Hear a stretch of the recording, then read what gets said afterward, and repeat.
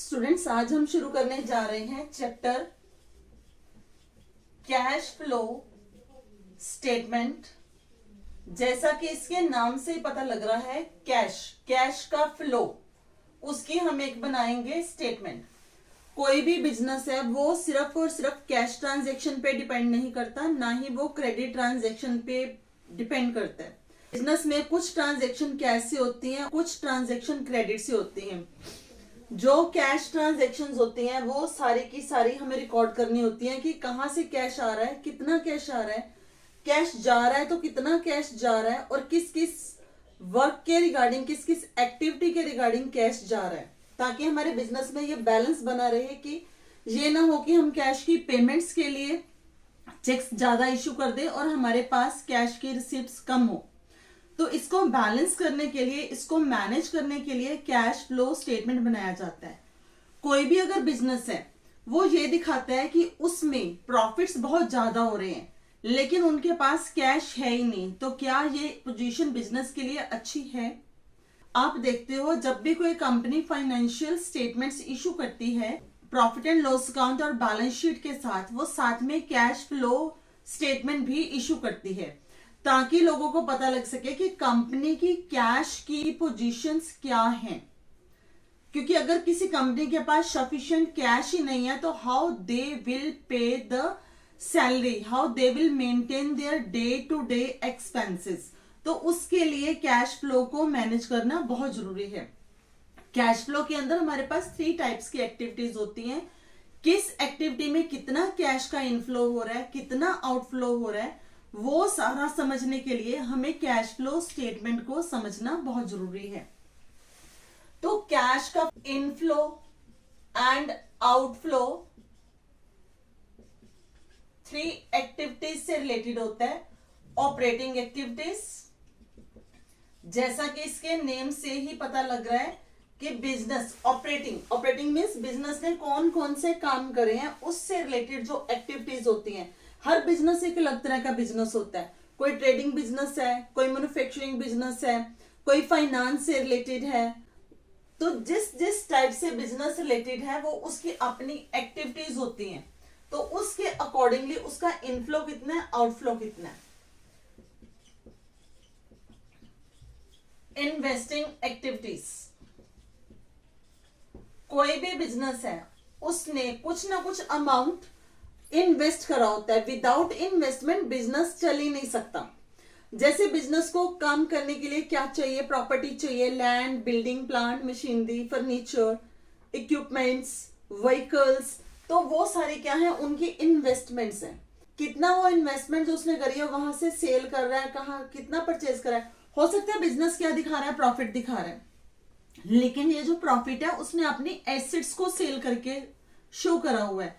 तो क्या वो बिजनेस का जेन्युइन प्रॉफिट है, वो हमें यहां से पता लगेगा कि बिजनेस के पास इनफ्लो कितना यहां से है और आउटफ्लो कितना यहां से है। हमारे बिजनेस में अगर ऑपरेटिंग एक्टिव से इनफ्लो ज्यादा होता है और आउटफ्लो कम होता है तो यहां से हमारे पास क्या होगा, प्रॉफिट। तो ये बिजनेस के लिए अच्छी पोजीशन है। लेकिन अगर इन्वेस्टिंग एक्टिविटी से हमारे पास इनफ्लो ज्यादा है और जो आउटफ्लो है वो कम है, तो इनफ्लो मतलब हम अपने एसेट्स को सेल कर करके बिजनेस में पैसा ला रहे हैं, हमारे पास वैसे मनी नहीं है, तो ये बिजनेस के लिए कोई ज्यादा अच्छी पोजीशन नहीं होती है। तो बिजनेस के इन्वेस्टिंग एक्टिविटी से हमें कितना फ्लो आ रहा है, कितना हमारा आउटफ्लो है यहां से, वो यहां से देखा जाएगा। और थर्ड हमारा क्या होता है, फाइनेंसिंग एक्टिविटीज, कि बिजनेस ने अपने कितने फंड्स इन्वेस्ट कर रखे हैं। उसने शेयर मार्केट में, शेयर्स में, डिबेंचर्स में, बॉन्ड्स में कितना पैसा लगा रखा है, उसके इशू कितने शेयर्स करे हैं, डिबेंचर कितने इशू करे हैं, बॉन्ड्स कितने इशू करे हैं, उसने लोन कितना लिया है, लोन कितना दिया है, ये सारी उसकी फाइनेंसिंग एक्टिविटीज होंगी। ये पार्ट उसका एसेट से रिलेटेड है, ये उसकी नॉर्मल सेल और परचेज से रिलेटेड है। तो यहां से आपको उनकी बिजनेस की इनफ्लो और आउटफ्लो की पोजीशन पता लग जाती है कि business is performing their work properly और नॉट परफॉर्मिंग देयर एक्टिविटीज। जब भी किसी बिजनेस की ट्रांजैक्शंस है जिससे उसका कैश और कैश इक्विवेलेंट इंक्रीज हो रहा है, वो उसका क्या होगा, इनफ्लो। और अगर किसी ट्रांजैक्शन की वजह से, तीनों टाइप की ट्रांजैक्शन की वजह से उसका कैश और कैश इक्विवेलेंट जो है वो डिक्रीज हो रहा है, तो उसको क्या बोलेंगे, आउटफ्लो ऑफ कैश।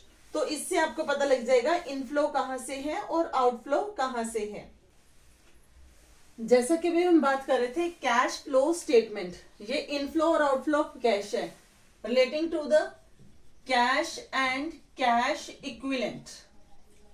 अब ये कैश और कैश इक्विवेलेंट के अंदर जो कौन कौन सी आइटम्स आती हैं, जैसे कैश इन हैंड, कितना कैश बिजनेस में अभी इस टाइम पे अवेलेबल है।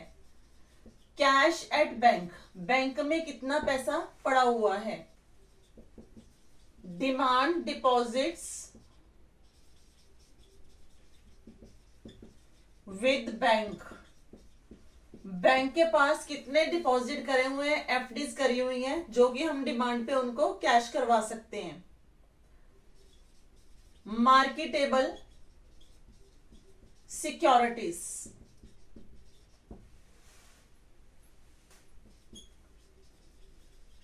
Current investments.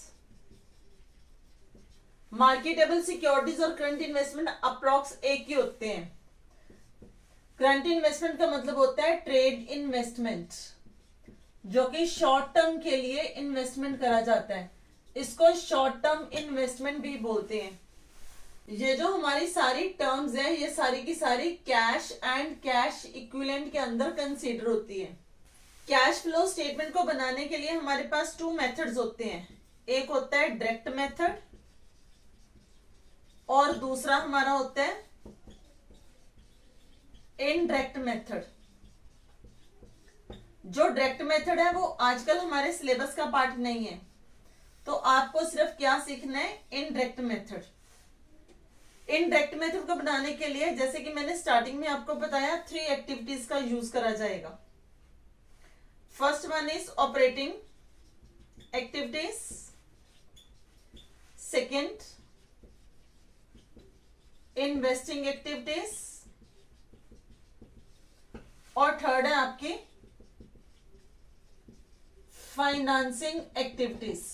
इन तीनों का जब कॉम्बिनेशन होगा तो उस कॉम्बिनेशन से आपके पास क्या आ जाएगा, net effect from operating, investing and financing activities. और इस इफेक्ट के साथ जब हम कैश और कैश इक्विवेलेंट को एडजस्ट करेंगे तो हमारे पास क्या बनके तैयार हो जाएगी, कैश फ्लो स्टेटमेंट। तो चलिए अब शुरू करते हैं इसका फॉर्मेट।